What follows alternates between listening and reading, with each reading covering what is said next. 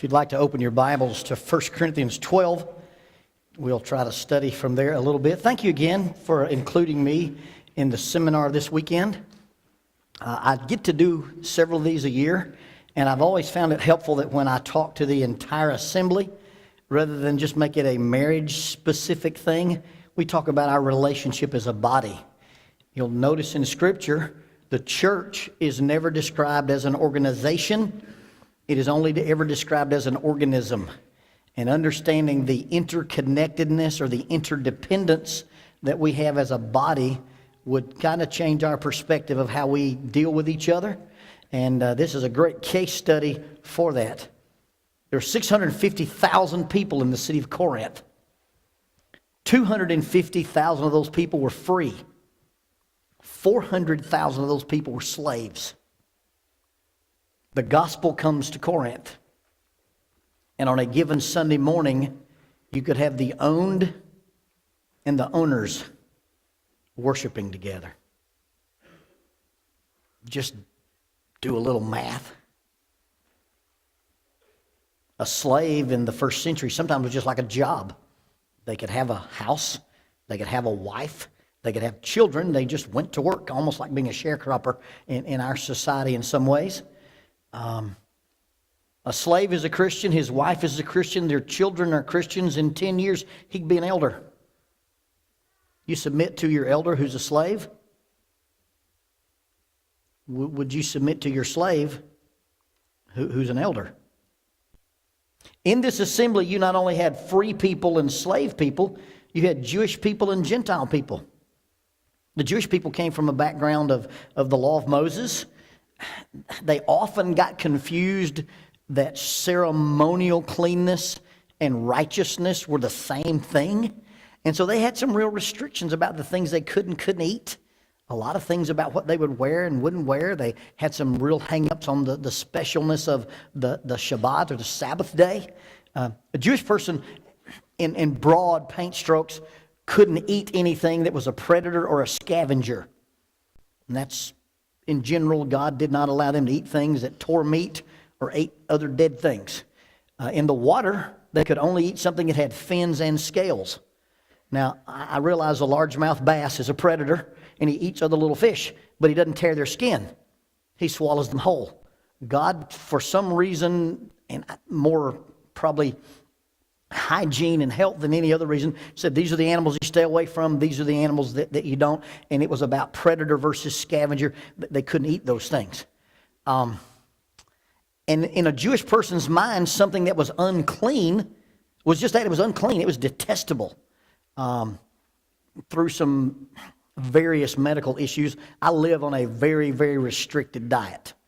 I had an intestinal rupture years ago, and they took some piping out, and they did so many surgeries, I thought you might as well give me a zipper. And there's things I'm not supposed to eat, but nothing on my list of stuff I'm not supposed to eat do I look at and go, man, I'm glad I can't have that. I've never met a donut I couldn't be friends with. I'm not supposed to eat bread. If I could have one right now, I'd take a Krispy Kreme donut. I'd put a pat of butter on it. I'd melt it in the microwave. I'd take a Junior Frosty from Wendy's and put it in the middle. I'd squirt honey on it, and then I'd eat it. It'd be awesome. A Jewish person sees something he can't eat, and he's like, "Oh, that's nasty. That's roadkill." The Gentiles could eat anything, and they did. They often drank blood. They would eat things that a Jewish person would find. Imagine potluck Sunday at Corinth. You know, and you walk in, and there's, okay, you don't eat at that table. And you probably have two separate tables to walk down and get your buffet. God told Moses, when you build an altar to me, you do not approach that altar with steps. You approach that altar with a ramp or on flat ground, lest the nakedness of your priest become uncovered. Well, the Jewish people took that as, and they did with a lot of things, and just ran with it. You know, God said, don't use my name in vain. That means don't swear an oath by my name and not fulfill it. Well, the Jewish people wouldn't even say his name. Every time his name is mentioned in Scripture, the Tetragrammaton, the Yahweh, the YHWH, they say the word Adonai. The tactical medic that works with our team is Jewish. His name is Rich Colvin. He wears a yarmulke underneath his helmet when we go on calls. And I made the team shirts. I draw a little bit. And every year I do a shirt for the team and do some tactical. Well, one year I've got this design. It's a big fist. It's my dad's fist, actually. And there's a guy rappelling off of it. And it says, God is my rock. And I told Rich, I said, look, I'm going to give the team shirts this year for Christmas. And it's religious. It's a quote from the Psalms. It's not a New Testament quote. Would you be offended with one of those shirts? Rich said, I can't wear a shirt with the name on it. Pardon me? He said, if it says G-D, I can wear it, but I will not wear anything with the name on it. If I get ketchup on it, if I tear it, if I get it muddy, I've defamed the name. I can't do it. They took that serious. So when God said, you don't uncover the nakedness of your priest, Jewish men did not uncover their nakedness. They wore robes. You find anywhere in the Bible where a Jewish man is running and he's breaking social protocol because he's raising that robe in order to run. So they were hyper modest.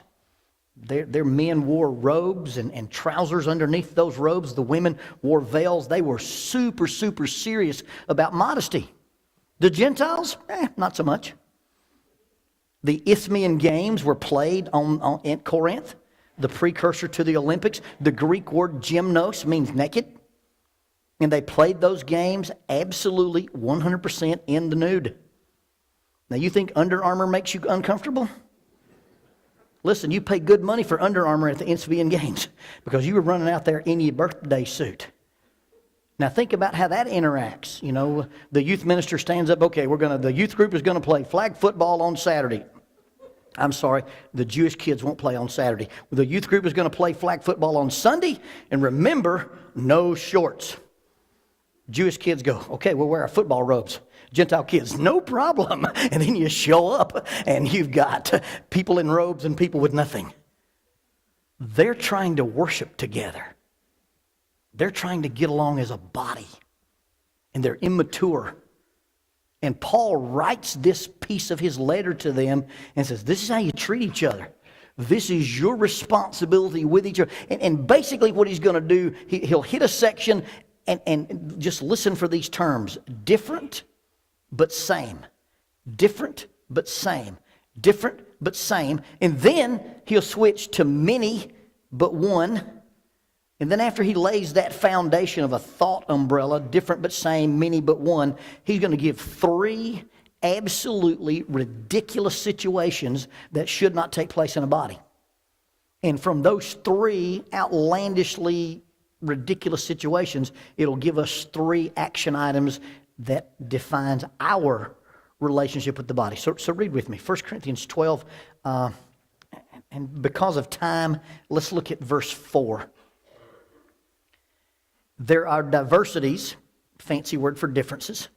There are diversities of gifts, but the same Spirit. There are differences of ministries, the same Lord. There are diversities of activities, the same God works all in all. Now the manifestation of the Spirit is given to each one for the profit of all. Now he's going to list different individual things. So he's still talking about differences. He's just not going to use the word different.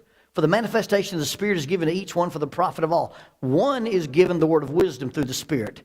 Another the word of knowledge through the same Spirit. Another faith by the same Spirit. To another gifts of healing by the same Spirit. Different, same, different, same, different, same. To another the working of miracles. To another prophecy. To another discerning of spirits. To another different kind of tongues. And to another the interpretation of tongues. Different, different, different, different, different. But one and the same Spirit works all these things, distributing each one individually as He wills.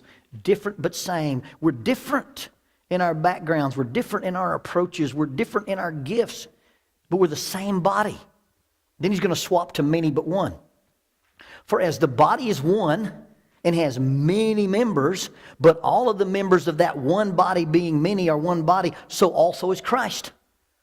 For by one Spirit we were all baptized into one body, whether Jews or Greeks, whether slaves or free. Paul's addressed those 4 categories we used in introduction. He uses this word whether. That's not a word I use in conversation. When I read that word, my Alabama brain calls it don't matter. So when he reads, for by one Spirit we're all baptized into one body, and it don't matter if you're a Jew or a Greek. It don't matter if you're a slave or a free. We've all been made to drink of the same Spirit. Paul says, if you're in the body, you got in the body because you're baptized. You didn't get in the body because you're rich, because you're poor. You get in the body because you're a Jew or a Greek or circumcised or uncircumcised or slave or free. You got in the body because of baptism. And if you're a member of the body, you're baptized. And if you're not baptized, you're not a member of the body.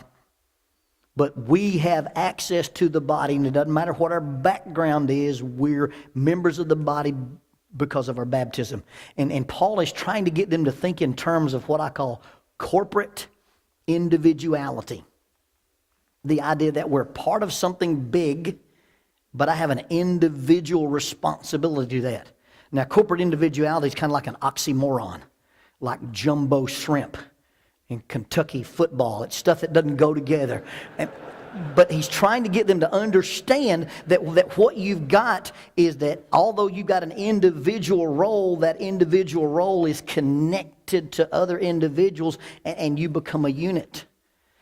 Our daughter played volleyball in high school and in college. I have to brag a little bit. She's 4'10" and played Division I volleyball, so she's like this tall. I don't know why she was not like a gymnast, but anyway, she said, "Dad, I want you to make me a shirt," because I did a little airbrushing and some cartooning, and she said, "I want you to draw me a shirt, and I want the letters as you make sentences to be the shape of a volleyball," which is really easy to do. You make 9 stripes, and you got a volleyball. And she said, "I want the shirt to say there is no I in team, but there is in unity." And then those 9 sentences that make the volleyball say, I care, I practice, I hustle, I show up, I dig, I pass, I care, I cry.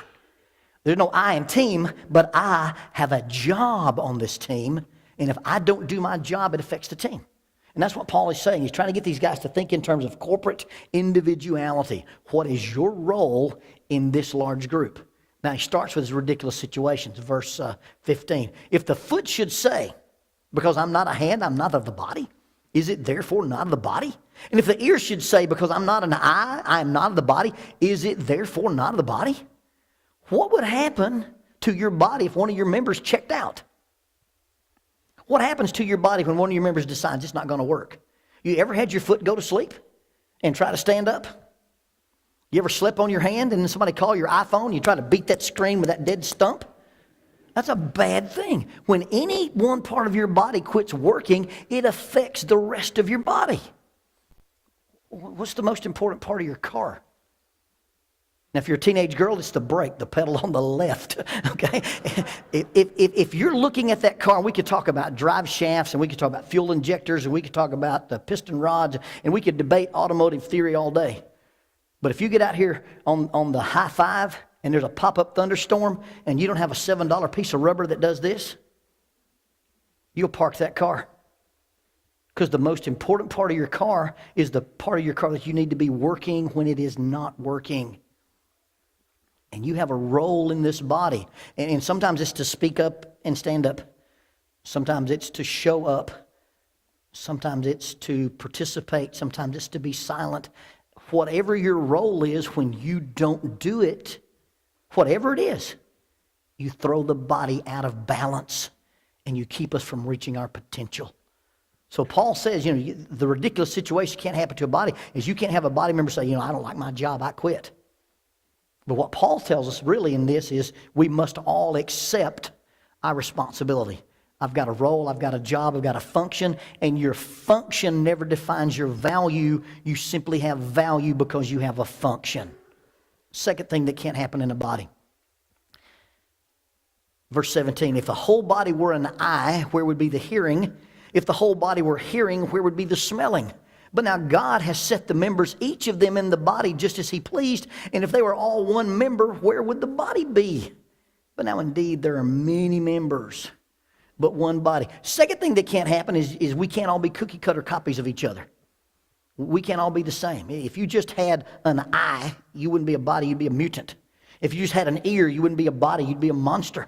We can't all be just like each other. In fact, the health of a congregation, a measure of health is the diversity of a congregation. The health of your youth group is the diversity of the kind of kids you have here. See, if we're all from the same socioeconomic background, if we're all from the same political cloth, if we're all from the same ethnic group, we're not a body, we're a social club. But Paul says you look at the health of this, and you can't have these cookie-cutter images of each other, but God puts these different people together because God set them up as it pleased Him. We moved to Huntsville, Alabama in the latter part of 1980, well, the early part of 1986. It was the spring of 86. I was 21, maybe going to turn 22. My wife was probably 18, turning 19, and we moved there to be a youth minister at this large church. She is from Velvet Ridge, Arkansas. I'm from Oxford, Alabama. And so we met and married out there, and then we moved to Huntsville. One day after services, one of the deacons there, Brother Gary and Mary Chun, Sister Chun came up to us and said, "You're going to come to our house for dinner." Now, I'm from Oxford, Alabama, so I thought, well, that's going to be a long day because we ate dinner after dark. She meant lunch, but she said dinner. So you're going to come to our house for dinner. So we decided we'd go, and we drove across town. Gary was the executive vice president for Chrysler when the big Chrysler plant was there in Huntsville. We walk into this big house. My dad worked at a dairy. My dad was a sharecropper as he grew up, so we didn't see big houses much. We walked into this place, and Sister Chun says, "We're going to have dinner in the formal dining room." I'd never been in a formal dining room. I didn't know what a formal dining room was. We had a place at our house in Oxford, Alabama, where we ate. And that's the only place we ate breakfast there, we ate lunch there, we ate dinner there. And if we didn't eat there, we ate on TV trays and watched wrestling. And that was it. So we walk around this corner, and here's this beautiful room with a china cabinet and a hardwood table. And the table, oh my, what was on that table? There were fat forks and skinny forks and long spoons and short spoons and sharp knives and butter knives and serrated knives and glasses and cups and stems and saucers and plates. And I thought, are we going to eat or are we going to fight? There's enough equipment here I could take over a small third world country. Just load me up, I'd go to work. Jackie leaned into me and said, "You better not embarrass me." I said, "What am I supposed to do?" She said, "You eat what Miss Chun eats with what Miss Chun eats it with." I said, "What if I don't like it?" She said, "Refer back to rule number 1, don't embarrass me." So I sat down on that table, I popped that little napkin out, put it on, and I watched Sister Chun. It's not rocket science. You go from the outside, go to the inside, and we're still married. So it's a good deal. Why in the world do you put all that stuff on a table? You ever tried to eat soup with a fork? You ever tried to eat a steak with a spoon? They tell the story about a guy from Arkansas. They said, "Hey, why do you put honey on your peas?" He said, "Well, it doesn't taste very good, but it keeps them on my knife." Everything on that table has a function. And God sets us on His table. Paul tells Timothy there are vessels in a large house. That word vessels, bad translation, should be utensils. You got utensils at your house, and some are gold and silver, and some are wood and clay. Some are noble purposes, some are unnoble purposes. But if you cleanse yourself, you become useful for the master. And I don't care if you're a wine glass or a coffee cup. I don't care if you're a crystal vase or Tupperware. You're on God's table. And God put you on His table because He got a job He wants you to do. A key to happiness is to quit worrying about what you're not and learn to embrace and celebrate what you are. I got invited because of some of the stuff I'm involved in to do an indoor rock climbing wall at Huntsville and donate some experience-based teaching to some after-school programs. And so they built this wall in this local gymnasium, and I would do classes. We do 4 climbing classes. When you rock climb, you use the same mental process to choose a route as you do to solve math. And we talk about anchors, we talk about choices, we talk about trust, some really cool experience-based learning. And in one of my after-school classes, the Academy of Science and Foreign Language came, and they sent a 7th grade group to me, and one of the boys in that group was a little African-American boy named Chris. And Chris only had one arm. I don't know why he sent one-armed kids to climbing class, but they did. We arranged some of the rock patterns so he could climb. But one of the big things we teach in the climbing class is a skill called belaying. All amateur rock climbers do what's known as top rope climbing. So the rope, if you could open up your ceiling and I could see a rafter, we get a rope over that rafter. I tie it to Jason. As Jason goes up, I pull the slack out of it, kind of like fishing for people. It runs through a break. And if he falls, he just hangs in place. You avoid a dynamic fall. There's no fall factors on the rope. And that's called top roping. Well, we teach the children to belay. They have to belay each other. And then on the fourth class, they have to belay one of their parents, which is really exciting. You get a 7th grade kid holding his dad or his mom off the deck. And a lot of times, some really cool things happen. The kid will be screaming at his dad. Get dad back to safety. Hey, why were you screaming at your dad? Well, he was up off the ground, and there was a foothold, and he didn't see it, and he wouldn't listen to me, and I was scared. Welcome to parenthood. You got to be a parent for 37 seconds and nearly lost your mind. Your dad's felt that way about you since you started breathing. So if he gets a little psychotic when you learn to drive, calm down. You experience that responsibility of being charged of somebody's safety. So we're doing this, and I do all kind of things. They have to raise a bucket of water up and lower it and not mess their rhythm up before you can get your belay certificate. You got to do some things. So I'm in this class, got ropes hanging everywhere, kids running everywhere. We're playing with ropes. Somebody tugs on my harness. Mr. Lonnie, I need to learn to belay. I look over my shoulder, it's the one-armed kid. And I didn't think. I just said, well, Chris, normally people use 2 hands to belay.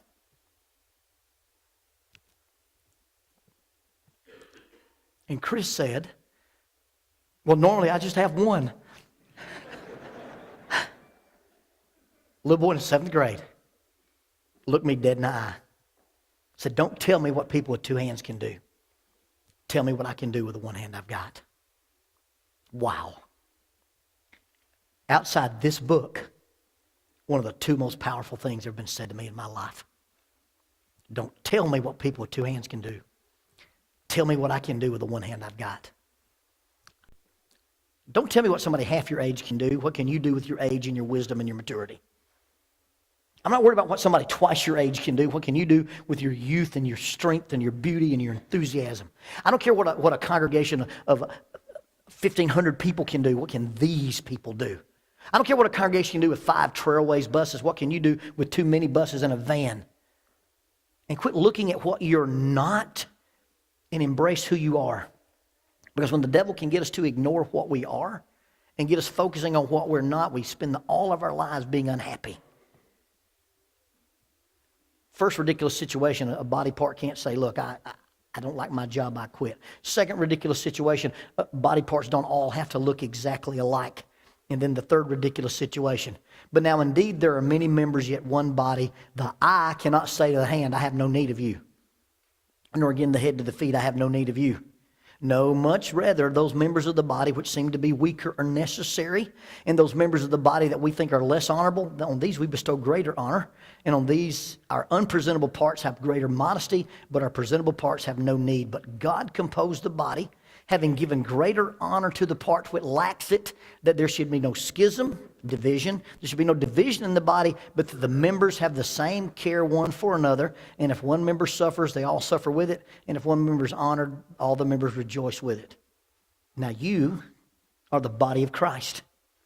And members individually, corporate individuality. Closest Paul's going to get to using the term. So the third ridiculous situation that can't happen in a body is a body member can't look at another body member and go, we don't need you. You're not important. No, and in fact, what he says is that the parts of our body that require special attention seem to be more important because we have to give them more attention. We have to take care of their needs. We have to deal with the failings of the weak. And really what he does is he outlines basically what Mark Sanborn says in corporate psychology, that if you're a member of a corporation, everybody in that group should receive from you attention, belonging, and support. That's what he's outlined here. The body members can't go, I don't need you, you're not important. But I give everybody in the body attention, belonging, and support. Now you want to measure the strength of your congregation, elders? Have one of your ministers get up here. You guys have 6 ministers. I can name the books of the Old Testament. I can't name all your ministers. All right? But you get one of your ministers up here and say, everybody get out a visitor's card and write down these 3 words: attention, belonging, and support. And on a scale of 1 to 10, 1 being the worst, 10 being the best, how much attention do you get from this group? How much belonging do you get from this group? How much support do you get from this group? When we're honored, do people rejoice? When we suffer, do people suffer with us? Add your numbers up and give yourself a grade, and you'll get an A, B, C, or not. But now, to be fair, 2 weeks later, come back and say, hey, everybody get a visitor's card out. Write down these 3 words: attention, belonging, and support. On a scale of 1 to 10, 1 being the worst, 10 being the best, how much attention did you give somebody this week? How much belonging do you give people that you worship with? How much support do you give them? My role at home, I'm the intergenerational minister. My job at our congregation is to take the youth group, the adult group, and the old group, and instead of those 3 circles making the church look like Mickey Mouse, we want those circles to overlap each other. We want it to be combined so that we look like a body, not a bunch of subgroups. As a church in Bernie, Missouri, Stan Dowk preaches there. Sunday night we were there, and the communion trays, not the communion trays, but the contribution trays came out, and they started passing them. I was sitting in the back, and all I could see was trays going by and people reaching in, taking out. I thought, that's a twist. What they done, they taken their church directory and they cut it up in little slices. And as it went by, you pulled a name out.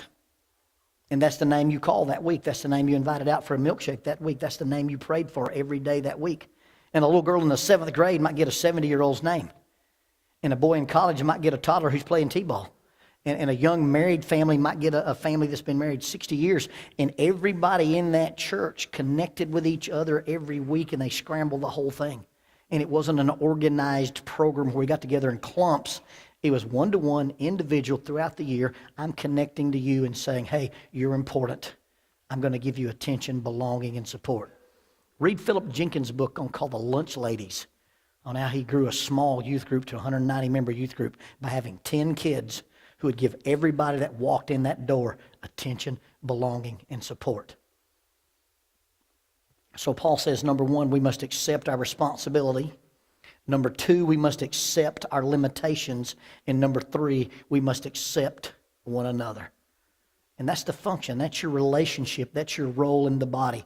With a little more time, we'd bleed all the way into chapter 13 to find out that really the only function you have here is to love people. Because everybody can't do everything. Everybody's not a miracle worker. Everybody's not an apostle. Everybody's not a prophet. Everybody doesn't speak in tongues. But everybody can love somebody. And if we love each other, then we look like Christ's body. And if we look like Christ's body, it's attractive to people. Because he's the head and we're the body, and people will know we're connected to the head because we're connected to each other through love. 2 basic questions this morning.